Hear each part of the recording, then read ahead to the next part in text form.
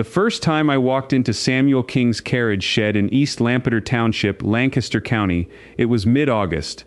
I expected the smell of decay. I expected wet iron. I expected the stale bite of road salt, hot grease, and old shop rags. What I found instead changed something. The room was cooler than the yard outside. Not by much, maybe 8 degrees. But you felt it.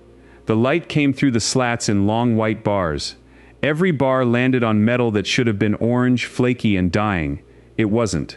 The air smelled like hay dust, oil, and rain-damp wood. No compressor hammered in the background. No sandblaster screamed. No grinder threw sparks. I could hear harness leather creak in the next room. I could hear a horse stamp once outside. Then nothing. I stood there for 11 minutes looking for the thing I thought had to be there. I looked for the cabinet full of branded chemicals. I looked for the air tools. I looked for the parts washer, the blasting media, the stack of replacement brackets, the expensive answer. It wasn't there. Not one of them.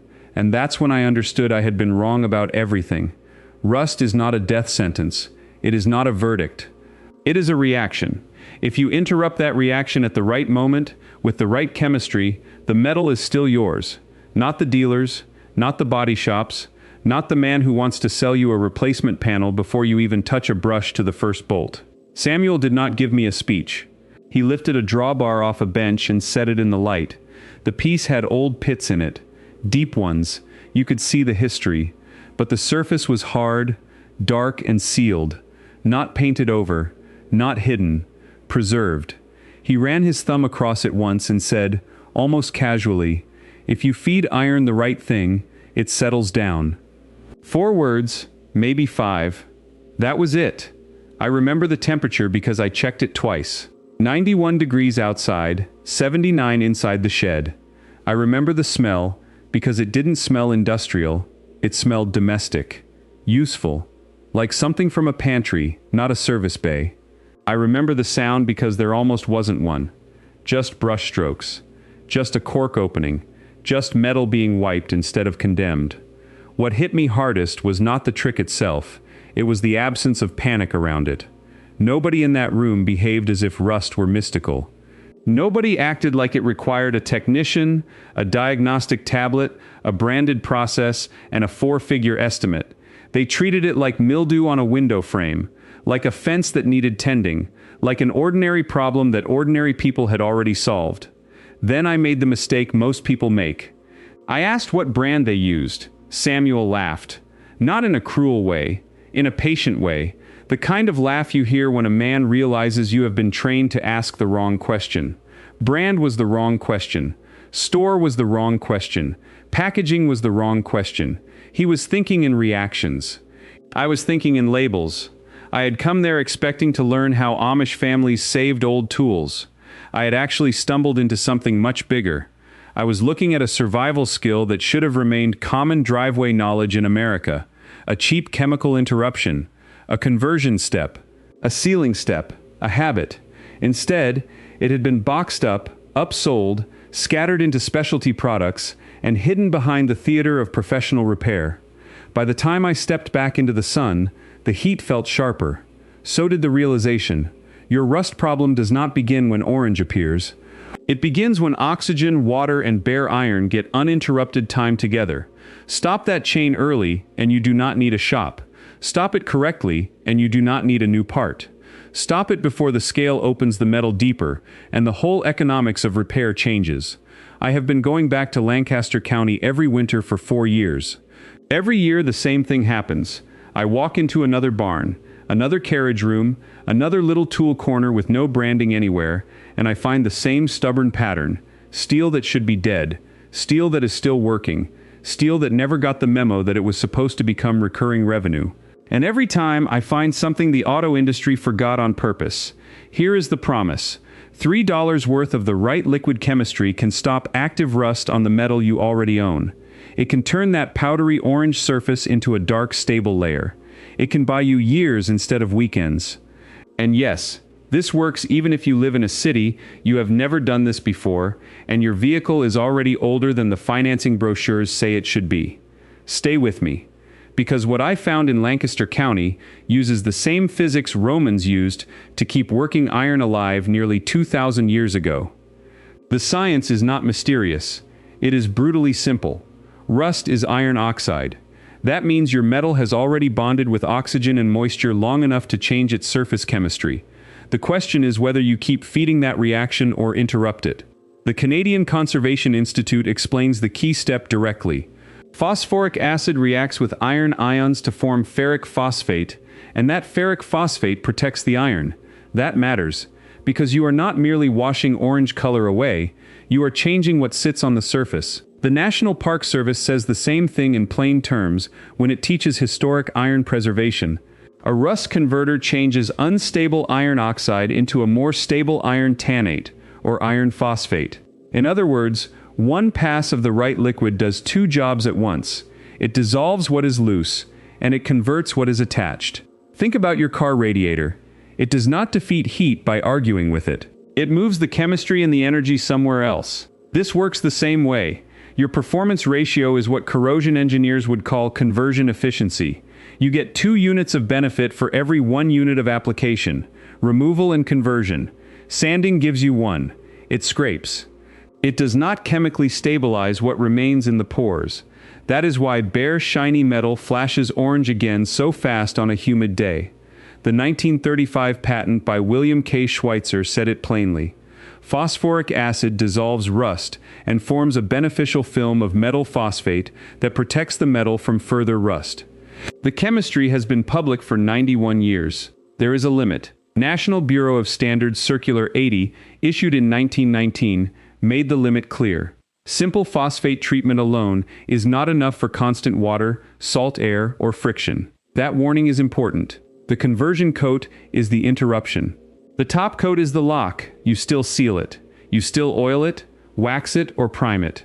But once you understand that sequence, rust stops looking like a mystery and starts looking like maintenance. That gap represents a massive market in repair, replacement parts, coatings, and labor every year. It also shapes what most people believe counts as normal maintenance. When knowledge is cheap and repeatable, it does not generate much loyalty to brands. When the same knowledge gets repackaged into specialized dependency, margins rise. And that is why you have never heard of this. The living proof is not in a lab first. It is in Lancaster County. The first time I watched this done right, I was standing on a packed dirt floor outside Strasbourg. August heat sat heavy on the fields. There was almost no machine noise anywhere. I remember hearing birds, one buggy wheel on gravel, and the soft drag of a brush on steel. No grinder, no lift, no invoice printer. The metal in front of me was cooler than my hands expected. The room carried that quiet, dry smell old barns get when wood, oil, and dust have learned to live together. Jacob handed me a rusted singletree bracket and said, "Watch the color, not the clock." That was the whole lesson. He wanted me to stop thinking like a shopper and start thinking like a mechanic, from before branding took over repair. We stood there while the orange surface darkened, first to brown, then to charcoal. He told me his father had done it. His grandfather had done it. 4 generations. The family line came through the Palatinate and Swiss country before settling into southeastern Pennsylvania. The habit stayed because the reaction kept working. Nobody there treated this as a discovery. That was the humbling part. They treated it as inherited attention. The Amish did not read this in a textbook. They figured it out the way all real knowledge gets discovered, by paying attention to what the material was already doing. Lancaster County's own settlement history ties those families to Swiss and Palatine roots. The 2017 Global Anabaptist Mennonite Encyclopedia online entry traces the Lancaster settlement back to 1752 and 1760. That knowledge never disappeared. It was filed away. It was waiting. Go back further and the pattern stays the same. In the Roman world, working iron was routinely cleaned, dried, and kept under oil or wax. Bare metal exposed to moisture always loses the same battle. A legionary did not need modern corrosion theory to notice what a thin sealed surface did for a blade, a fitting, or a hinge. The principle was plain. Interrupt oxygen, stabilize the surface, and do not leave naked iron to the weather. Then look east to Han Dynasty China, where lacquer technology created protective films with remarkable corrosion resistance on metal and wood. Different culture, different materials. Same answer. Build a barrier after treatment. Do not trust bare exposure. By the late medieval German world, iron tools and armor were being cleaned with weak acids, abraded, dried, and kept under oils, waxes, or blackened finishes for the same reason. Every civilization that mastered wet iron arrived at the same answer independently. The Amish never forgot. They carried it from the Palatinate to Pennsylvania 266 years ago and kept building it because it worked and because they never needed anyone's permission to do what made sense. Now the anger. The origin point matters.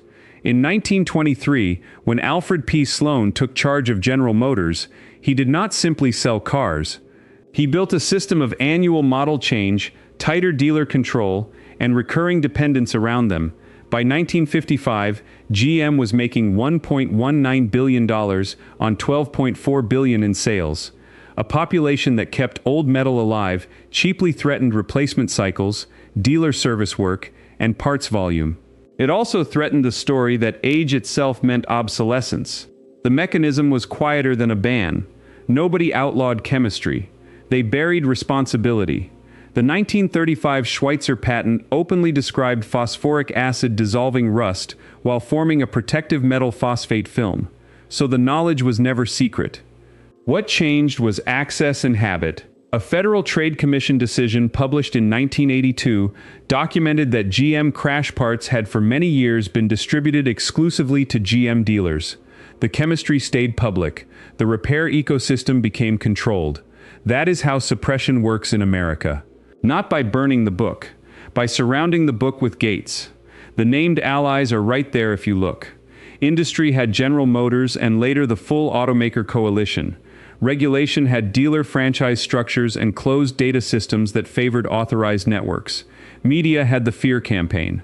In 2020, the Coalition for Safe and Secure Data raised $26,555,884.09 to oppose Massachusetts' right to repair, with major money from General Motors, Toyota Motor North America, Ford Motor Company, American Honda Motor Co., and Nissan North America. The ad buy carried the message. The manufacturers funded it. The regulatory fight gave it teeth. An entire field of knowledge disappeared from everyday repair culture. Not because it failed, because it was not profitable. And the continuation is current. The Federal Trade Commission's 2021 Nixing the Fix report said there was scant evidence supporting manufacturer repair restrictions. It described the real tactics clearly: unavailable parts, unavailable manuals, software locks, firmware barriers, and policies that steer you back into manufacturer networks. In Massachusetts, voters expanded auto right to repair in 2020, yet automakers fought it in court while industry groups kept trying to delay real access to telematics data. Nobody told you. Not your mechanic, not your dealer, not the man who sold you the undercoating package. The automotive aftermarket in America is headed toward $514 billion a year. Every alternative preserved, every bracket saved, every panel delayed, every bottle used correctly is work, parts, and replacement metal that never gets sold. And once you see that, you start noticing the language. Shops say replacement. They rarely say stabilization first. Dealerships say corrosion package. They rarely say inspection discipline. Parts catalogs say discontinued. They almost never say recoverable. That language matters. It trains you to think in endings. The Amish room I walked into trained me to think in interruption instead, not because the metal was new, because the attention was old. Now, if you already own a vehicle and you're thinking this only applies to people starting fresh, stay with me, because this next part is specifically for you. You don't need to rip out your existing system. You don't need to buy equipment. You need a bottle and a weekend. Start on cool metal. That matters more than people think. If the surface is hotter than 85 degrees Fahrenheit, the liquid flashes too fast and you lose contact time. So park in shade or work before noon and choose an area no bigger than 18 inches by 18 inches for your first pass. Use a 2-inch stainless wire brush, a 1.5-inch putty knife, and a red Scotch-Brite pad to knock off only the loose scale. You are not polishing, you are opening the surface. If a flake lifts, remove it. If dark metal stays hard, leave it. Next, clean the area with 70% isopropyl alcohol or a wax and grease remover and wipe it dry with lint-free cotton. Then apply your rust-converting liquid with a cheap acid brush or a 16-ounce spray bottle. If you are using a ready phosphoric formula, keep the surface wet for 20 to 30 minutes. If you are mixing from concentrate, a safe driveway ratio is 1 part phosphoric prep to 3 parts distilled water in a polyethylene bottle. Do not use metal containers. Do not guess. Watch the color. Orange turns brown. Brown turns blue, black, or charcoal. If the rust is deeper, hit it a second time after 40 minutes. On frame rails, hitch tongues, battery trays, rocker seams, and suspension brackets, I like 2 thin coats instead of 1 heavy one. 8 fluid ounces usually covers 6 to 8 square feet. A nylon detail brush reaches bolt heads and pinch welds. A 3-inch foam brush handles flat areas. A quart of ready liquid costs $12 to $19. Gloves run $8 to $12. Brushes run $7 to $14. A can of lanolin wax or epoxy primer runs $14 to $28. Your first full setup is usually $41 to $73. There is another reason this matters. Most people attack rust emotionally. They see orange, they panic, and they either postpone the work or overspend immediately. Both mistakes help corrosion. Active rust loves delay. It also loves shame, because shame keeps you from crawling under the bumper with a light and a brush. Once you understand that you are managing a reaction, not confessing a failure, the whole task changes. You move slower. You inspect better. You stop replacing good metal because the surface looked dramatic under one bad layer of scale. Now the critical warning. The top coat step is not optional. Cheap enamel alone causes underfilm failure, and leaving converted metal bare lets humidity start feeding microscopic corrosion again. The National Park Service warns that phosphoric treatments hit by moisture before cure can turn chalky white. So let the conversion coat cure 12 to 24 hours, then lock it down. For underbodies, use a lanolin wax. For visible panels or tool steel, use an epoxy or zinc-rich primer. If you want a traditional finish on shop tools, boiled linseed oil over fully converted metal still works beautifully. Here is what that looks like in real weather. On a 95-degree day in August, a rusty trailer tongue that looked ready for replacement will usually darken in the first 15 minutes, harden by the second coat, and stop shedding orange dust by late afternoon. On a January salt rig, the same chemistry on a brake line bracket or spare tire winch buys you time immediately, because active powder stops spreading across the surrounding edge. Maintenance is simple. Check it once a year. Recoat any chip larger than a quarter. That is it. Most rust begins where your eye never lingers. Under a battery pad, inside a folded seam, around a drain hole smaller than a pencil eraser, behind a license plate bracket, under a rubber weather strip, around a weld that looked smooth when the paint was new. That is why this method feels almost unfair once you understand it. You do not need to wait for ugly damage. You can treat the first tea-colored bloom, seal it, and deny corrosion the oxygen-rich edge it wants. That is how farm communities kept expensive iron working through wet springs and salted winters. They did not worship products. They watched thresholds. The moment orange dust appeared on a fingertip, the response started. Brush, convert, seal, move on. No drama, no payment plan. If you steal that habit back, even a 15-year-old truck changes categories in your mind. It stops being a decaying asset and becomes what it was. Useful metal asking for timely attention. And once you learn to spot those edges, you stop fearing winter. You start scheduling it. 1 flashlight, 1 rag, 1 bottle, 1 hour before lunch. That is how control returns. If you are treating small removable parts, you can go even further. Drop them in a plastic tub 10 inches deep and 14 inches long, soak for 30 to 90 minutes, brush them once, rinse if your formula requires it, dry with compressed air or a heat gun on low, and seal the same day. For larger areas, move panel by panel. One Saturday morning gets you a battery tray, jack points, door bottoms, and the first 2 feet of both frame rails. 2 weekends gets most old trucks ahead of the curve. One more thing, this chemistry rewards repetition. If you check drain holes, pinch welds, rocker lips, spare tire wells, battery hold-downs, and trailer couplers at the change of each season, rust almost never gets the uninterrupted year it wants. 5 minutes with a flashlight in October can save 15 hours in March. That is how old communities think. Small attention. Repeated often, no panic, no heroics, just control. And here is the real comparison.